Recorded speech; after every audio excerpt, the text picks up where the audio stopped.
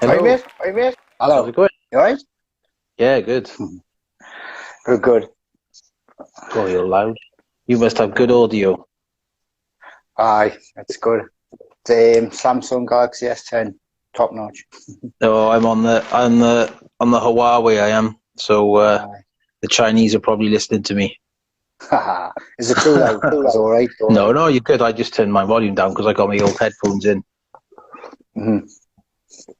How's things in? Yeah, good man. You?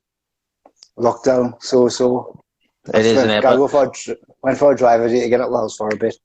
I was just plodding on my bits and bobs. It's got to be done, man, hasn't it? Yeah. So. I'm lucky, really, because I had a job, basically scaping a big 7-foot Malawi system in a school. So, like, I'm just myself, the secretary and the caretaker there. So I was just left to do what I want to do. So I've emptied the tank and cleaned it all out. So tomorrow is scape day. I got to empty 120 kilos of black lava stone all over the floor and make a lovely mess. Alright. I've been there the full day of the day. No, I was only there. What time did I get there? I got there about 9 and I left about 12:30 because my mum and dad popped over. At a safe distance, of course, to leave Easter eggs for the kids because they hadn't seen them. They hadn't seen them. My mum was working, so they sort of dropped them at the top of the old the driveway, and we ran up, grabbed them, and run back down. But it was nice for the kids to see my parents. Yeah, I popped with my daughter and my mum's yesterday for a bit in the garden. One at one end, one at the other. It's mad, though, isn't it? It's mad. Yeah, it was good to get out. It's crazy times, man. It's crazy times, isn't it? Aye, totally. Aye. So tomorrow then, is it full scape tomorrow? Plans? Full scape tomorrow. No plants, no, because it's Malawi, innit? So the only plants I could possibly get away with maybe epiphytes. I've got away with them before in a Malawi setup, but you know yourself, to keep in Malawi, most things to Malawi is a salad bar, innit? I prefer keeping Malawi's like more of kind of a biotope. I prefer no plants, just keeping all the rock in the sand. So yeah, I've never really kept Malawi personally, like African cichlids. I've never kept them, but I've got quite a few customers that have got them, and I understand the appeal because they're really brightly coloured and it's kind of like as close as you could get to a reef tank, but without the hassle. What got me into it. It was like the closest to reef tanks on the colours, but it's trial and error as well. I've had haps, peacocks, I've had Nabuna. They're a nightmare, and getting the right species compatibility and all that. Eventually I nailed it. I got it. I had a good setup, but I kept every time I like it for a while because the personality of the fish is great. But I love me tetras. I love big schools of fish, and I kept looking at the tank thinking it's got to be planted. It's got to be planted. Yeah. Schools of tetras, so got rid. But they went to a good home. Gone back into me planters again, so I'm happy with that. That's it. I noticed you've gone low tech though with the jewel. I've got low tech. Just see how it grows in, and so far so good. I keep looking at it. You do. It's healthy growth, so no need for the CO2 just yet. Now all easy category plants, and it's grown. So we'll see how it goes. As you can see, mine behind me. I've had to turn the light down because it's like blaring. You could see the light beaming off my head. Yeah. Did you solve the algae issues with the tank? Kind of. It's on the mend. Like I think I said to you in a message, my own fault. Basically, trying to grow everything too fast. Banging the CO2 in, banging the fertilizer in, whacking the lights up, because obviously it's I was trying to grow it for the IAPLC, but it's nowhere near ready for that. So I don't think I'll enter it into this year because it's just not ready. I don't want to enter, a shit tank. Do you know what I mean? Just to come, 1 millionth in the world or something. I'm not taking no competitions for the time being. Like, I really want to, but I want to nail it. I'll know straight away when I think, right, that's the tank. I really wanted I'm not going to build one. Yeah. I really wanted to with this because I've used red lava stone and nobody uses it. And like when I talked to Felipe about it, he was like, "No, don't do it. Don't do it. There's a reason why people don't use red." And I was like, "I've got to use red now." What's your saying? Red and green should never be seen apart from Christmas. Yeah, well, it's definitely, well, you can't see it from this angle because this is the end. So it's kind of like, I've accepted your challenge, but it's a bit of a crazy photo because what I've done, the other end of my tank, down the far end, is closest to the wall, and I can't see the photo. So I literally put my phone around and just snap the picture. So it's just mad because it's like a real close up of like the balancei and like the pinnacle feeder and like sort of back corner of the tank that you don't really see. So it's quite cool, really. But it gives you a bit of a false perspective because it's like quite up close and in your face. So yeah, I haven't posted that yet, but I keep meaning I will. I'll get round to it. So well, there's only 4 people watching from what I can see, but I don't really care. I'll just have it. You've had all your stars on in the past. Yeah, that's all right, man. Me and Felipe plan to have another one. I spoke to George Farmer the other day, and he's having issues with his internet, but he's on about we'll do one as well. I spoke to you, Reese, the other week. You probably saw that. Just banging them up on the old YouTube channel. I've got an editor working for me now, so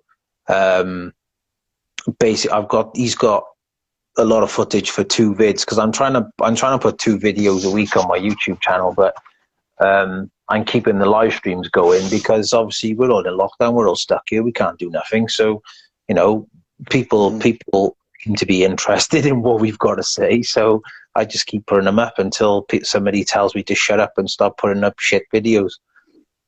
That's good, isn't it? It was like, see, lockdown, how they chat with people. It's good for YouTube, well, so brilliant. Yeah, well, that's it. Got any questions? Who's joined with any questions? I don't think there's any as yet. But you've got people saying hi. There's a guy called Ghetto Farmerless asking you any plans to up the lighting on the Flex. My Flex, no plans. I'm happy with what comes with it. With the plants I've got are all low light anyway, so the lights. It's 11 watt, isn't it? 11 watts. On the Flex, 11 watts in the Fluval Flex, and it's growing the plants, no problem. So I'm not going to upgrade. I'm happy with it the way it comes, to be honest. Yeah, so I've never kept the Flex. The Flex, all right. I just bought it because it was on sale off shelf, and it's proved really popular on my YouTube channel when I've done the Flex. Yeah, George did one, didn't he? So that one seemed to be, and it was funny because yours was better than his. Which one was that? Sorry, what was that? Flex, George Farmer. He said he did one, and then he said, "Oh, I'm gutted because yours was better than mine." Oh, do you know what it is? I got a bit of grief for that. I copied because the way it was, I was out of the hobby for a while, keeping my lowies, but always with my plant attacks. So I seen George Farmer's video come across on YouTube, as many do, and I thought, right, I've got the Flex, so I'm gonna just do exactly the same. So same plants, same amount of plants, done it exactly the same. Different hardscape, had a bit of a different hardscape, but how well it done was amazing. So yeah. When he said that, you done better than mine, I was like, get in. the thing is though, when you think people knock copying scapes and stuff, but it's like we've been copying the Mano's work for the best part of how long has he been going? When did he get popular? Like say early 90s, 95? Yeah. So, what's that? 20 years or something? People have been... That's how I got into it. That's how I first come across when I had fish tanks and stuff like that. The words that were coming up were nature aquarium, aquascaping, Takashi Amano, and I just clued up, researched. I bought the book years ago. I haven't got any more. The original Nature Aquarium World. I haven't got that one. That's the one with the black cover, isn't it? Yeah, that's the original one. I had it. I sold it. I got a fortune for it when I sold it years ago, but I wish I hadn't because obviously it's the book. But I got that book, and from then on, I just got mad into it. And I was like Takashi Amano obsessed. That was about 2007. But it's like you say, yeah, it's nature aquarium. It's the same type of plants. Obviously, your ferns, your nubias for your general nature aquarium. So I've always been banging to that since I got into it. Me too. Like this tank behind me is my first high-tech system. I've never run a high-tech tank before because I've never had to. You've never what, sorry? I've never run a high-tech tank before. I've never had to. No, well, I've never bothered. I've just started one. I've got a nano, and I must admit, the nano one, I've got a CO2.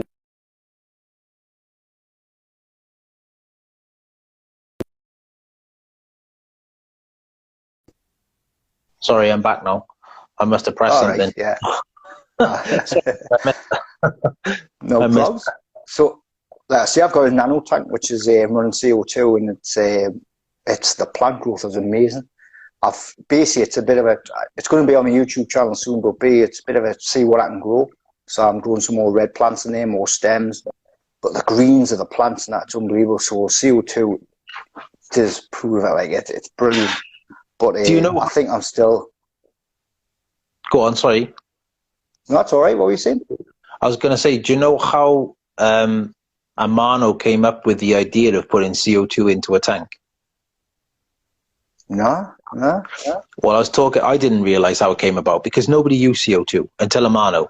Amano was literally like the godfather.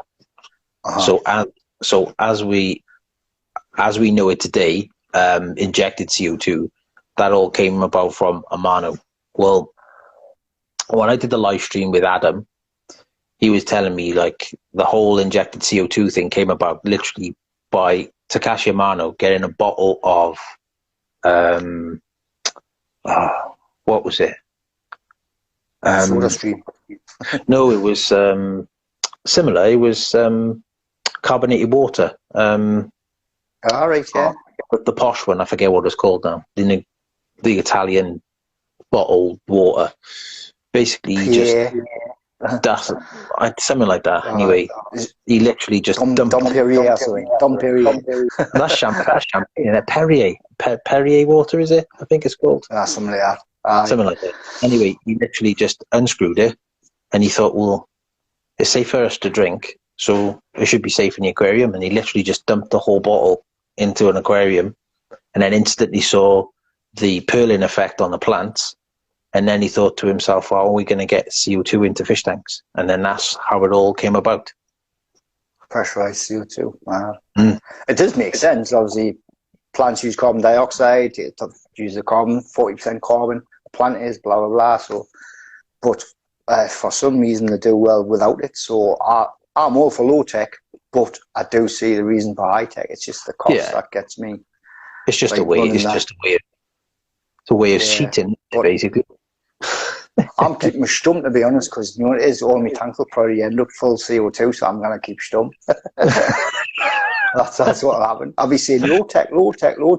Yeah, down the line. Oh, you want to get CO2?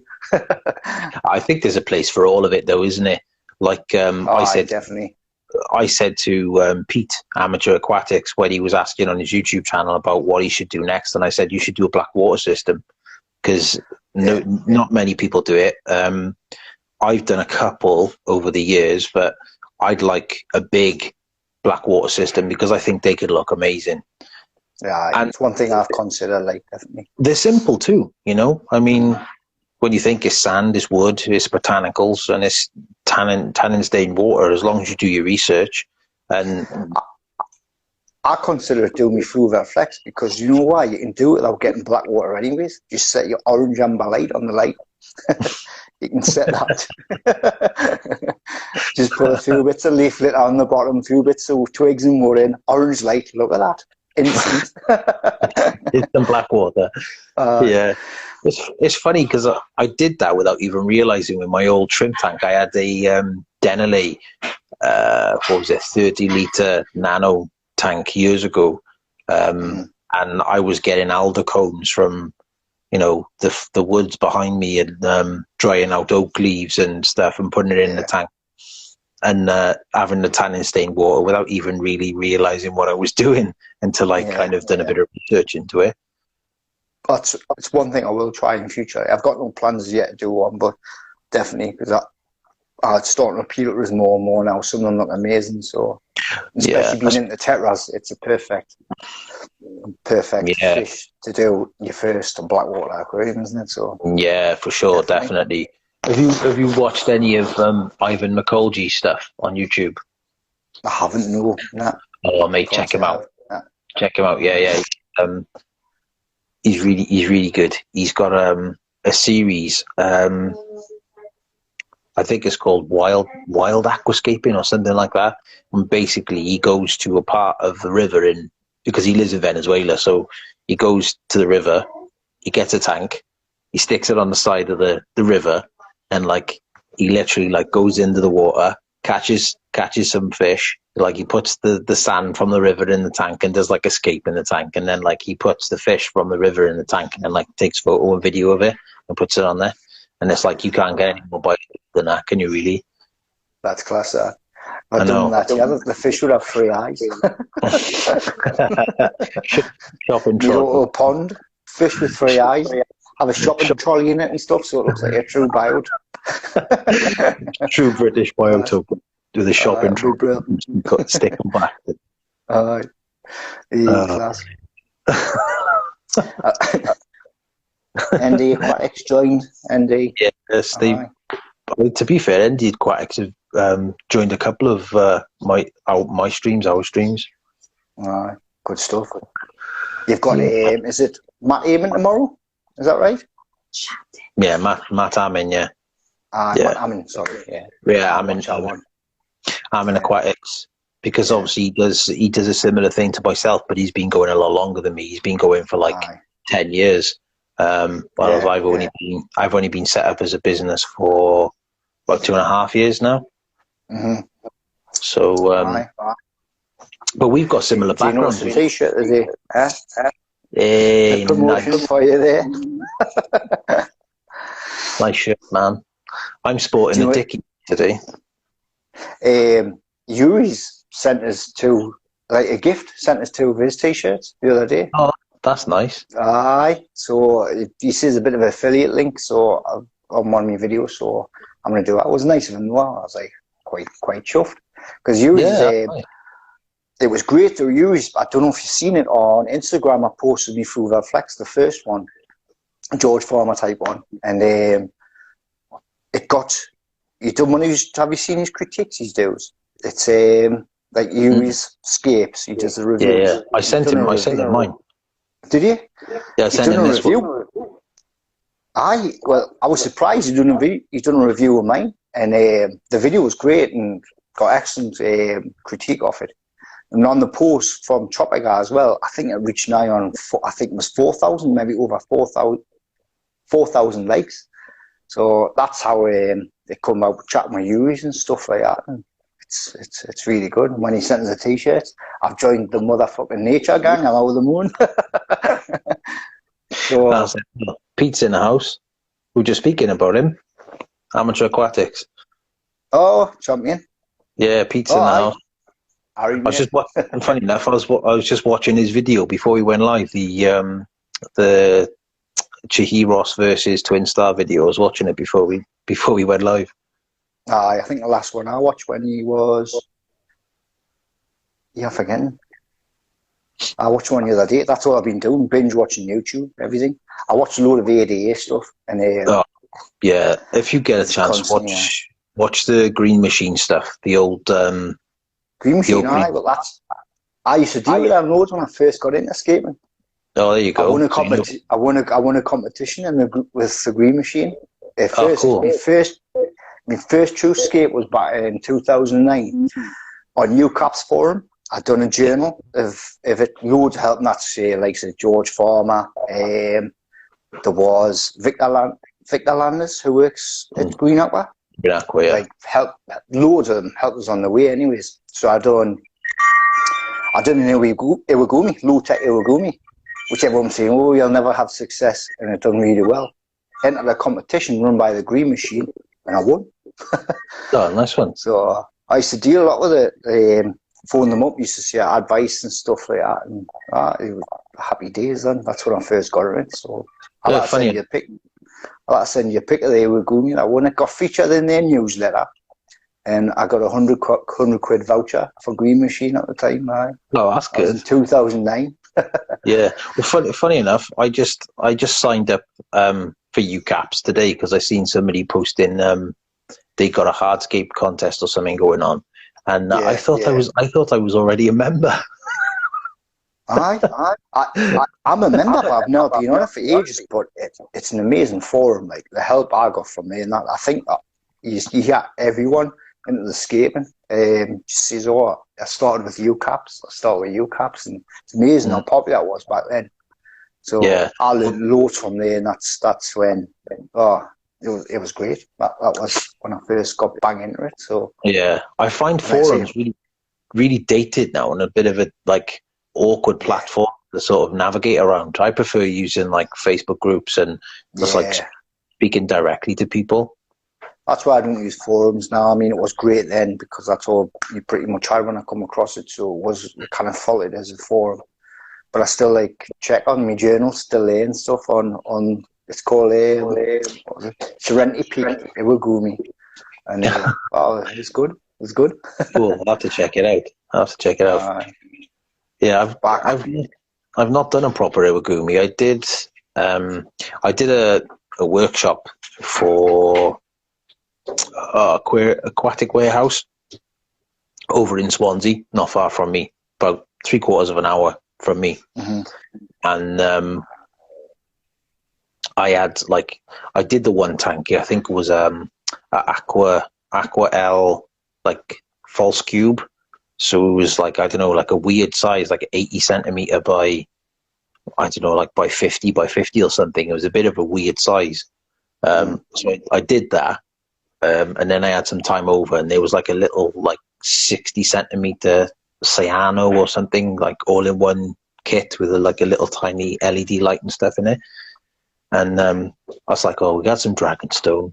I got some soil left over.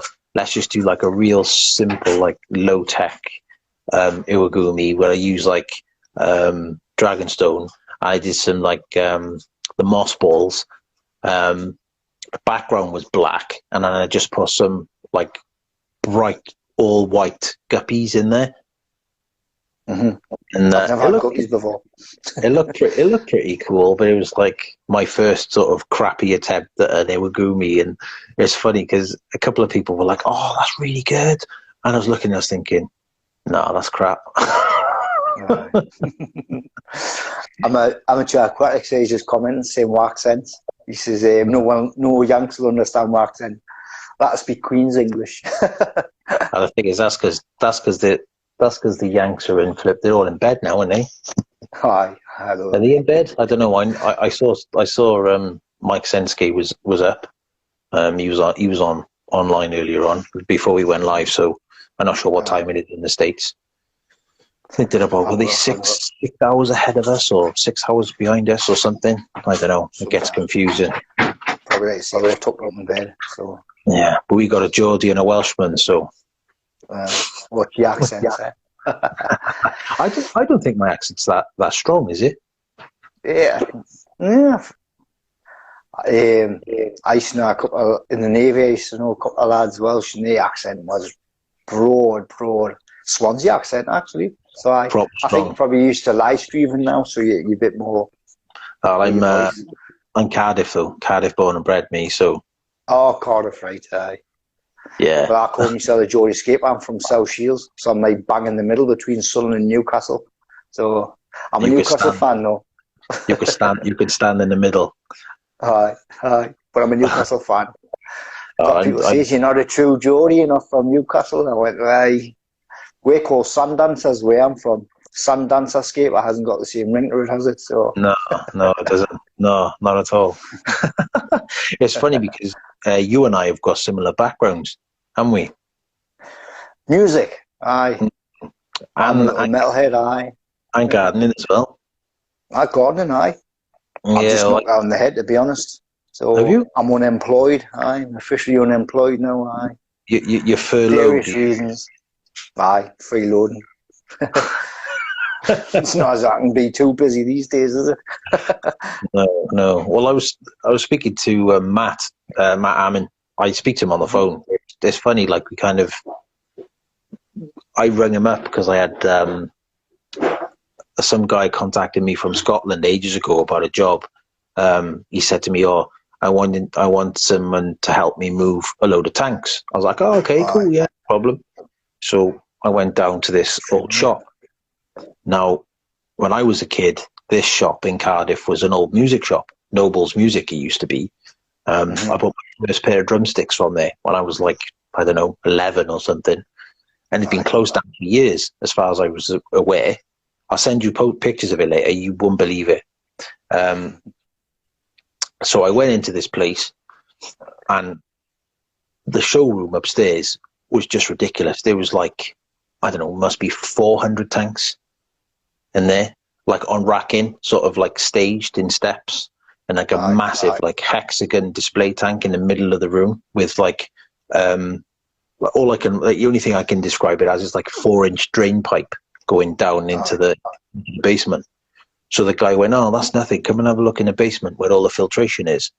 So I goes down these stairs, and there's 3 20,000 litre sump tanks. The glass is several inches thick.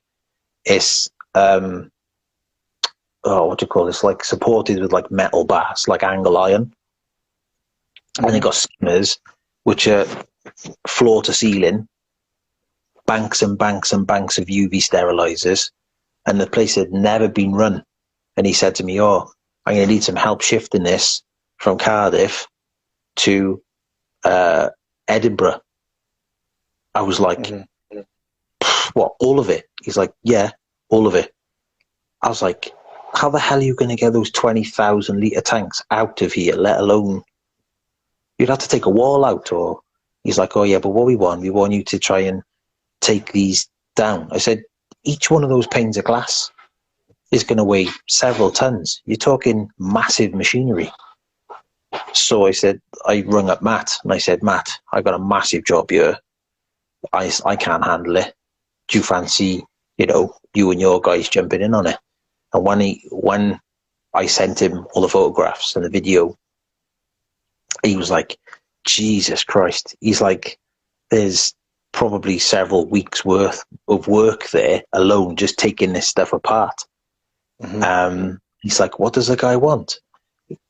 He said, "Does he want us to put it all back together as well?" I was like, "Yeah, he wants us to dismantle it all in Cardiff, load it onto a lorry, take it up to Edinburgh, and then reinstall it all in Edinburgh in his, whatever it is, warehouse or premises, wherever he had for it, because him and his son wanted to open the largest marine wholesalers in Scotland." And but as it turned out, it never came off, because I think there was a father and son team. The son was going to run the shop. The father was the money behind it. Then obviously, once he realised how expensive it was logistically just to move that amount of gear from Cardiff to Edinburgh, he was like, "Ooh, maybe I'll just lose my deposit then," because the guy had sold the whole business, everything, all the tanks, all the sump tanks, all the skimmers, all the banks of UVs, everything. I think he was selling it for like 30 grand, but the place had laid empty for 15 years and there'd never been a drop of water in it. So it's not even being pressure tested. Because I later found out from local fish stores and people that I know,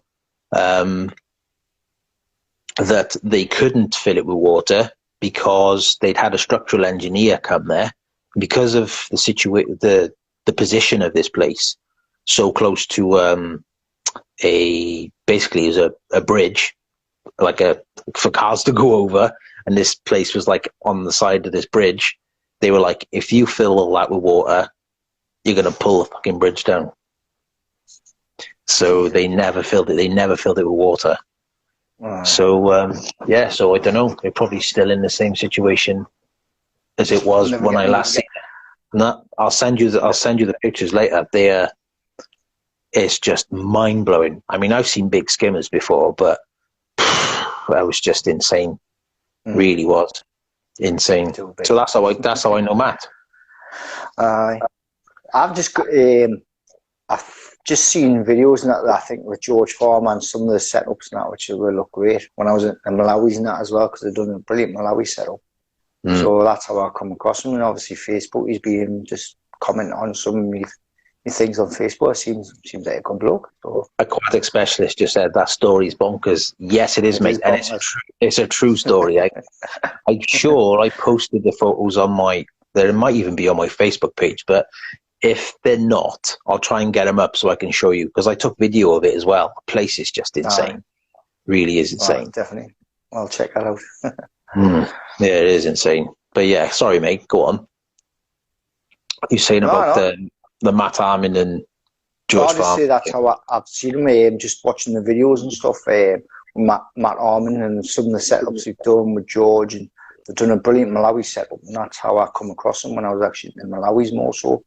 So, yeah. But he's obviously been commenting, like we're saying, he's been commenting on some of the stuff on Facebook and things, and seems like a good bloke, so I'll be checking out tomorrow. Yeah, he's a nice guy, Matt. I speak to him on the phone regularly. I ring him up for a chat, and I rang him up because I wanted to find out how he was going, dealing with customers during this time, because I knew he was still working, and he said basically I've kind of tried to knock the private tanks on the head, because obviously people can't distance because you're in their house. Like the room I'm sat in now is about 17 feet long from wall to wall. So like if I'm working on the tank and somebody walks in, they're almost like right on top of me anyway. So it's hard to work in people's houses. So I'm just doing, like, personally, I'm just doing commercial clients. So I'm doing this school, and I've got a couple of dentists, and what's the other one? I'm not doing the hospital. I haven't been to the hospital for since before this started, so probably 2 months. I haven't touched that tank for. So I'm just hoping. Priorities at the minute, hospitals. Yeah, but I'm just hoping, fingers crossed, that everything's okay. I mean, with the filtration that's running on it, and it's fairly low stocked, and it's got a really high density of plant growth in there. I'm just hoping that it'll kind of be eventually efficient. I mean, it's probably going to be an algae nightmare, and I'm going to have a massive clean on my hands, but I'm hoping that by the time this is all over, or whatever, that it's going to be okay, but who knows? Because that's a big old tank. It's 13 feet long, that tank is. It's a big tank. Yeah, definitely. But after this is all over. Yeah, well, you said you've been contacted by a few people, didn't you, to do scapes for them? Basically, I know Horizon Aquatics, they've asked, some people have asked for some scaping done there, and I've had a couple of messages myself, so nice. I just pricing a couple up, like, because they're asking, what do I need for this size aquarium, so I'm just getting the prices together, plus my labour on top. Yeah. And just see how it goes. There's nothing planned as such, just to see how it goes. And at the minute, I've got loads of time on, so I'm just cracking on. Basically, I'm dead into researching, so I'm cluing up, and the best I can, I'm going to make a little gallery in my room, like an office stroke gallery in one of the rooms there. So I'm just cluing up as much as I can. I'm trying to think ahead with YouTube how I can just think like progressive type of thing. And the other thing goes hand in hand. If it ends up, I get people wanting scapes done, aquascapes, brill, Horizon Aquatics. There's nothing set in stone, but some workshops and that maybe is, and we'll see how it goes. But the guys from Horizon Aquatics have been brilliant, supporting us, and it's kind of go hand in hand, like, because I'm trying to like progress with my YouTube. They're progressing with the store, which is amazing. Once you visit it, it's a class shop. The way they've done it, the style of the gear they've got, it's brilliant. So it's kind of like growing together. That's the idea of it. It's going. That's wicked. So, yeah, I mean, I just contacted a shop. It's a bit far away from me. It's near Gloucester, so it's about an hour from me. But I just contacted them to try and do a similar thing. But you're lucky because you've got the support of a shop, whereas I'm sort of a product ambassador for a couple of companies, but I haven't got the support of a shop. So it's like soils isn't an issue for me. If I need a tank, I can get one fairly cheaply if I need to. I mean, it's nothing like, it's not so much financial or anything. It's kind of like just they're promoting me and I promote them. There's nothing like financial. It's not a sponsorship type of thing. Hopefully I'd love to get some sponsors further down the line, but it's just like someone supporting you, so then watch my back and I push the shop as much as I can. And it's just great to have an aquascaping store on me doorstep, to be honest, because it's always been online. So now I go and the guys are great. And they say, let's just try and grow together, see how it goes. So I think I'm going to scape a tank in the shop once this is all over. A bit of a workshop. I think they're going to try and have a bit of a celebration day, hopefully, when this is all over. Well, funny, because I spoke to, I don't know if they stock Prodibio stuff, do they, in Horizon? Or do they? Yeah. They do. Because me Scape and the Jewel, I've got the base layer Prodibio substrate, and I'm dosing with Prodibio liquid ferts. The aqua basis. Yeah, aqua basis. And you're dosing BioVert Plus and BioVert Ultimate. Yeah, do you know what I've been doing lately? And it's been great. No algae. I just dose up. I do 50-60%, about 60% water changes twice a week on the Jewel. And I just dose the both of them after the water changes, and that's working really good so far. Oh, okay. So, I'm going to stick with that for the time being because it's working. No algae, plant growth, so I can't complain. Yeah, that's good. I mean, I must admit, I'm well impressed with Prodibio so far. Like, yeah, I use it exclusively on this tank. Apart from there's TNC. Oh god, what they called plugs? You know, oh come on, what they called? You know, the fertilizer plug things, like root tabs type things. Root tabs, yeah. Right, there's TNC root tabs, yeah. Yeah, there's TNC root tabs in there. Yeah.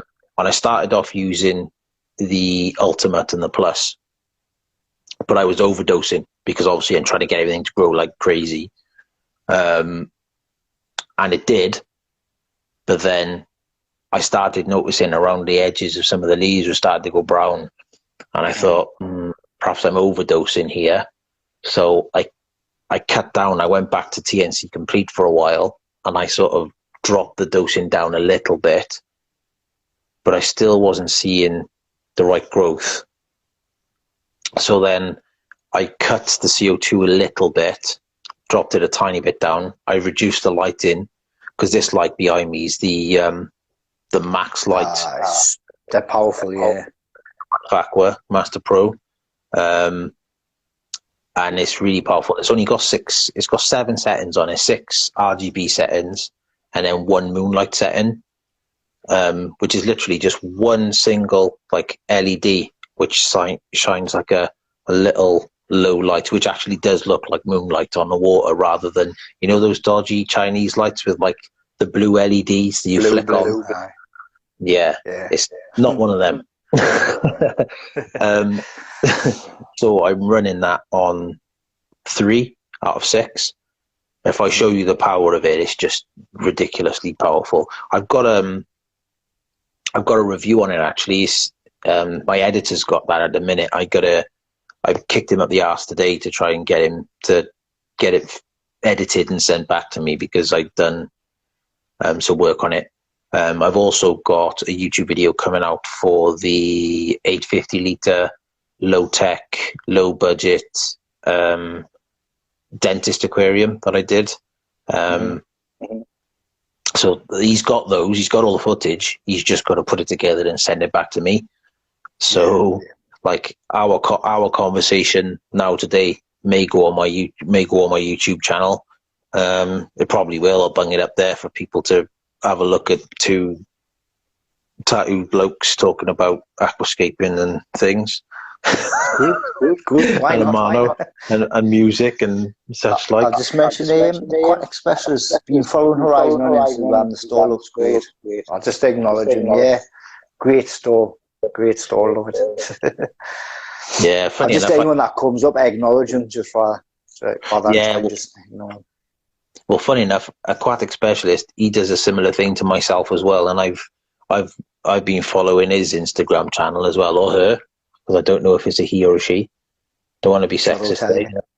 He or she? Well, I don't know. JM's watching us as well. The water gardener. He's an ADA guy.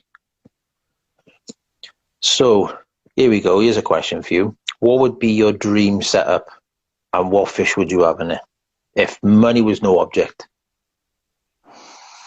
Dream setup. Not too massive on size. 6 foot tops. Okay. So what? 6 foot tops. So what's that? Centimeter wise? 80 centimeters. Yep, 180 centimeters. And do you know what it is? It would be like a mono again, but I suppose I'd have to go bigger because I want a bit bigger tank with the Ultimate Angels. I love nice. that. Ultimate Angels with loads and loads of ferns. Not too different for what I do already, to be honest. Just like full of ferns and Anubias and nice big autumns. What I've already got then, basically. I've already got it. I've already got it, so there you go. Just got little fish. Hello, do you know what it is? I'll ask you that in 3 months' time. Maybe totally different.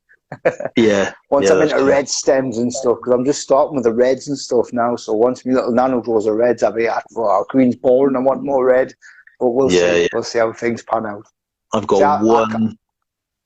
Go on. Sorry. What's that? I said I got one red plant in at the minute. I've got Ludwigian mini super red, but it's so far in the back corner you can't really make it out unless you view it from the top. But I've got one red lotus. It's just, you can't really make it out from there, but it's about there somewhere. How's it growing? Is it growing and is it going red? Your lotus? God, the lotus, the lotus is like bright red. Yeah. But it's mad. I've had all kinds of colours out of, because that's my favourite plant, bar none. There's no other plant that is my favourite, because I've grown it in low tech, I've grown it in high tech, I've grown it in low light. I just love it, and it doesn't seem to matter what light you put over it, what ferts you put in it. It just grows, and you get reds and purples, and you get spots on it, and it just looks amazing. And it's like you can let it grow lily pads to the surface, or if you keep the lily pads trimmed, it stays like a nice tight, bush, really. That's why I love it, because you could essentially use it as a background plant if you wanted to let it. I've got some plans in the state in the future. I was considering using a lotus, so I love them. We'll see. Absolutely love them, and they're good value for money as well. Because when they arrive, when I first got my first lotus, I thought, "What the bloody hell is this?" Someone sent me a freaking walnut with some roots sticking out of it. No, but then it's funny what happens. Have you ever grown it before? No, I haven't. No.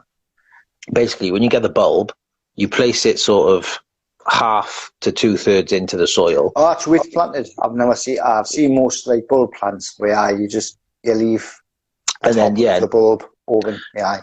And what happens then is, like, the plant comes out. Often you buy it with some small, tiny little leaves and a couple of roots on it. Mm-hmm. But when you put it into the soil, and the roots will kind of go into the soil, and then you'll have a plant. Give it a couple of months' time, and you can pull that bulb out again and plant it again, and you get another plant. And that's how it propagates. There's a little bit, I suppose, it's a bit like a daffodil bulb. Like, over time, it'll like separate into. So it's very similar sort of thing. And you can get many, many plants out of one bulb. Now, the one I just put in here now, it wasn't doing very well in one of my customers' tanks. So I borrowed it and put it in my tank to try and grow it. So once it grows, once it gets nice and big, then I might take a cutting of it and then put it back in their tank.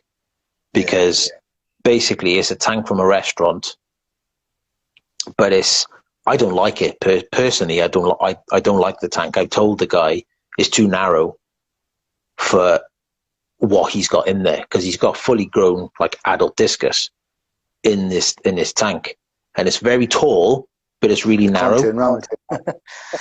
Well, they can just about, but like personally, I said to him, I wouldn't have those discus in there. If you've got to catch them to pull them out, nightmare.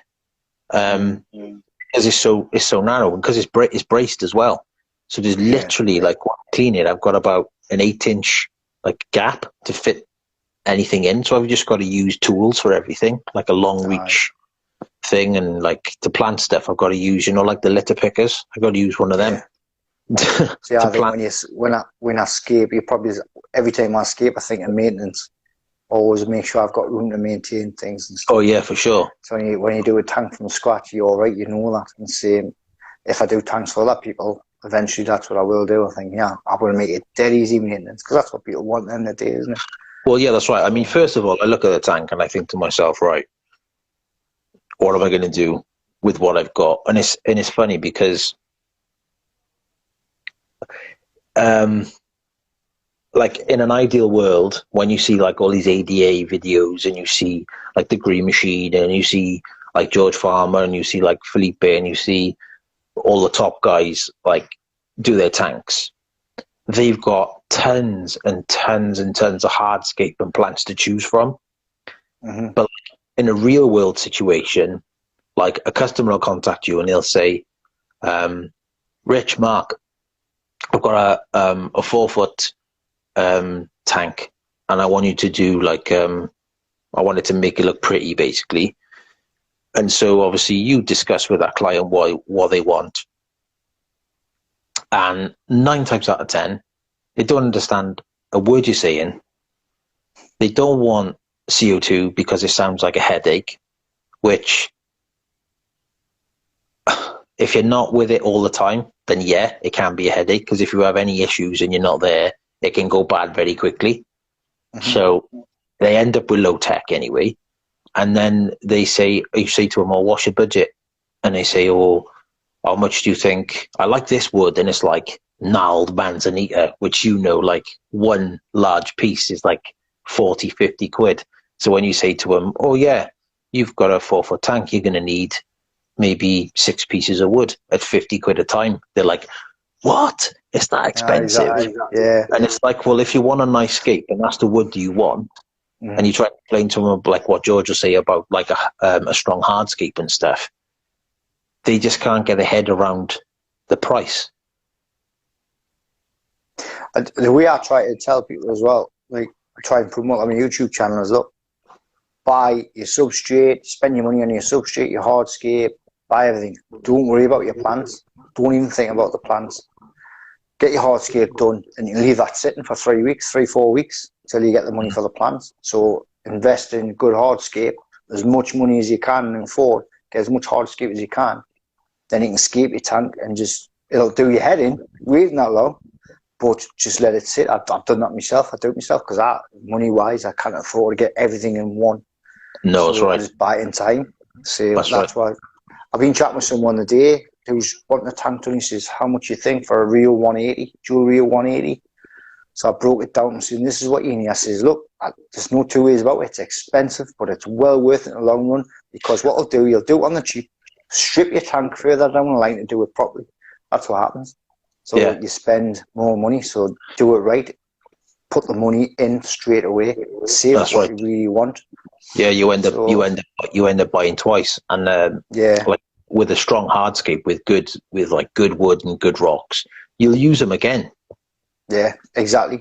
So it's kind of value for money in a way. It's same with substrate. You can use it again. I mean, mine's full of root tabs, and the amount of fertilizer I put in it, if I strip that tank down tomorrow and put that substrate into buckets and then reused it for another time, I probably guarantee that the plants that I put in the second time will grow like wildfire, because it's so rich. I've done it myself. I'm just changing from scape to scape. So, but that's the biggest advice to do. People clue up and like invest straight away, rather than try and do it on the cheap, because it doesn't work. You don't get the scape you want. If you try and do it on the cheap, it never works.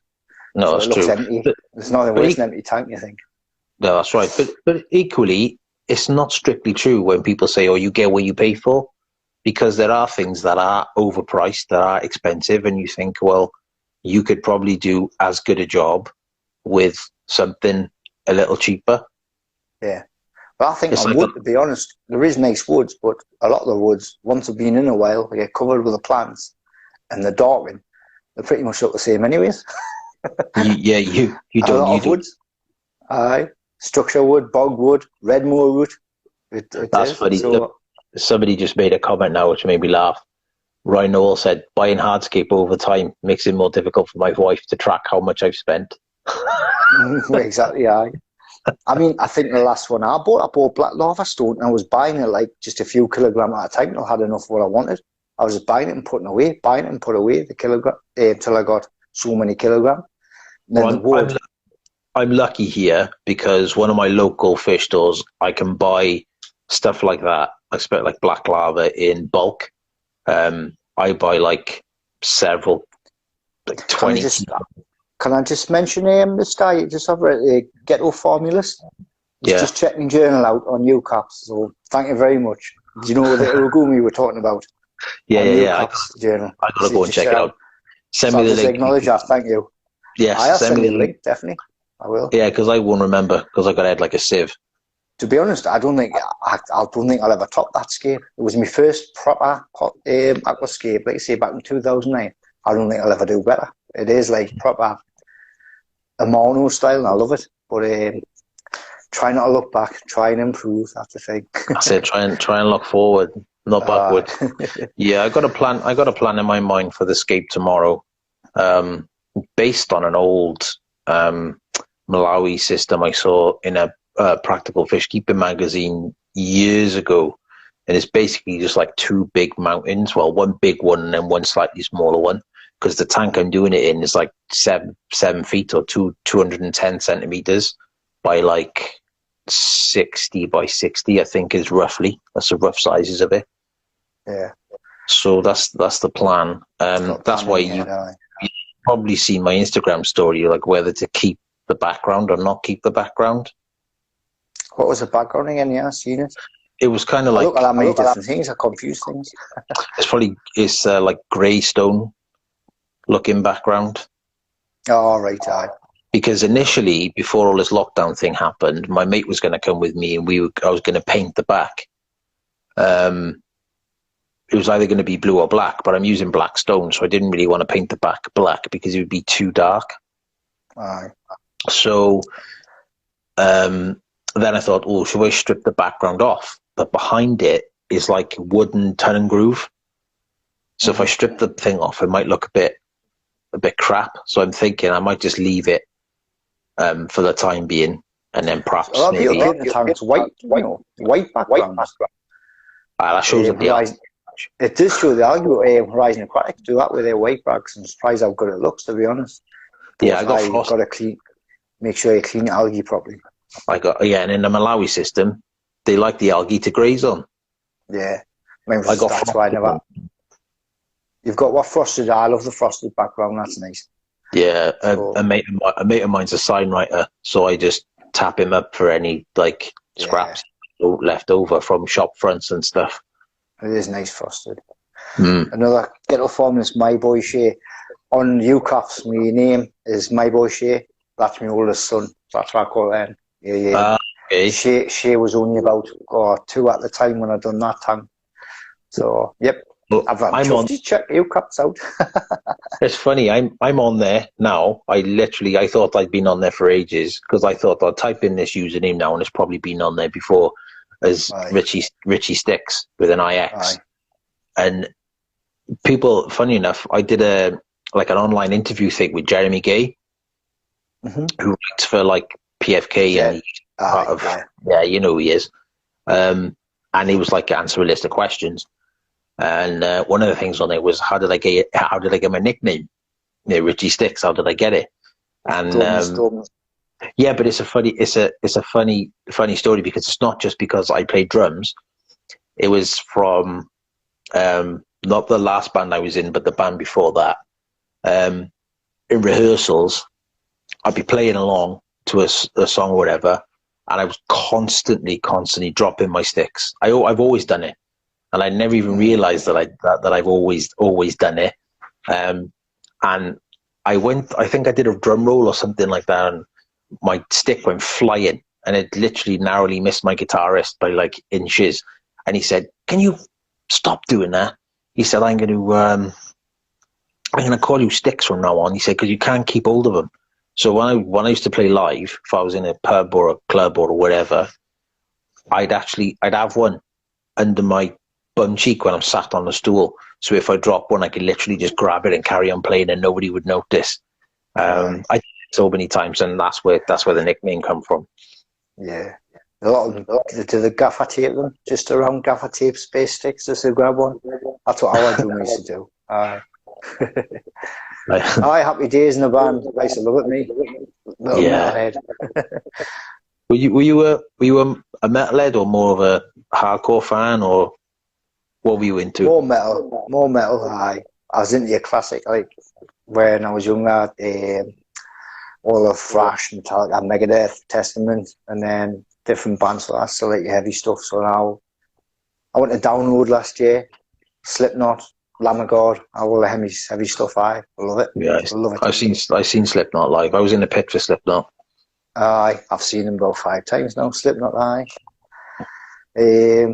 love me music. That's the other thing. Aquascaping music. That's my thing. Totally. Yeah, me too. So I've constantly got my tunes blasting. I used to be a singer in a metal band. Yeah. I saw that. Great days. Loved it. So, because how old are you now? I'm 44. A little bit older than me. Then I turned 40 in August, so a couple of years older than me. Yeah, 44. 44 in March. Devastating. I'm getting greyer and greyer. Check this out. Yeah. It's full on grey. I don't know if I like the ginger or the grey the best. Hair receding, gone. I give in. Well, I'm all right. I'd admit defeat and just shave it. I got a full head of hair at least. I have, yeah. I just shave it because it's easier. Like I said to my own. What music were you into? What type of stuff? Oh God, man, my taste is massive. I've got an old iPod out there. Which has got everything on it from 1930s boogie woogie piano stuff, right the way through to like the heaviest heavy metal you could think of. But I suppose my favorite bands were things like Pantera and Slayer and Machine Head. That was our biggest influence. Pantera, like I love them. Yeah, seen them live with Dimebag. There was Newcastle City Hall. And the place just went mad, ripping seats out and everything. And when you got 5 songs in, they got unplugged. I seen them first time I seen Pantera as well. I seen Megadeth with Pantera and Alice in Chains supporting them. Awesome. Aye, what a game. Awesome. Right, well, I'll leave it on that one. It was good to talk to you because you've got about 15 seconds remaining. No probs. I'll send you those bits over later on and send me a link. So.